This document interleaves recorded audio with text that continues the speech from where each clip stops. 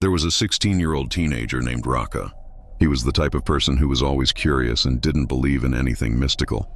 One night, while surfing the internet, Raka came across a game that looked interesting, a spirit-summoning ritual. Raka was determined to test his courage and his belief that ghosts weren't real. The rules were simple enough, so he quickly prepared everything. He grabbed a wooden chair from the corner of his room and a piece of paper on which he wrote in black ink, "Censor, censor, censor, look at me. Censor, censor, censor, look at me. Censor, censor." Once everything was ready, Raka checked the time on his phone. It read 11:55 p.m. Confidently, he waited until midnight. When the clock struck midnight, he turned off all the lights, plunging his room into darkness.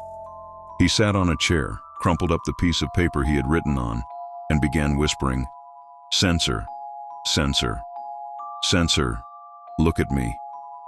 Raka then threw the paper behind him. In the darkness, he waited, tense and anxious. 5 minutes passed, and suddenly, he heard heavy breathing behind him, as if someone were watching him.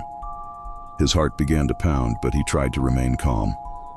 It's just the wind," he thought, trying to reassure himself.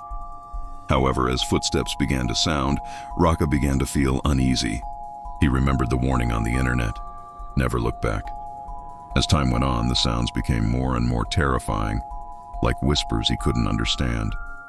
Despite his fear, Raka held on, thinking it was all just his imagination.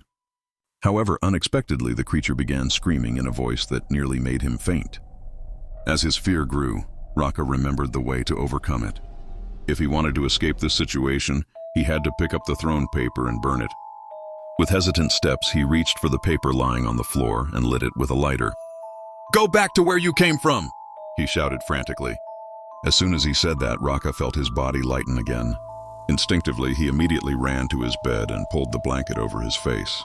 Despite the noise around him, he closed his eyes tightly and tried to sleep until morning.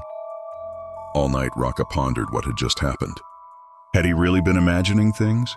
Or was there more to this dark world than just a dull game? He vowed never to repeat the ritual again. It was a nerve-wracking experience he would remember for the rest of his life, and a valuable lesson in courage and respect for the unexplainable. Good night, and have a great day.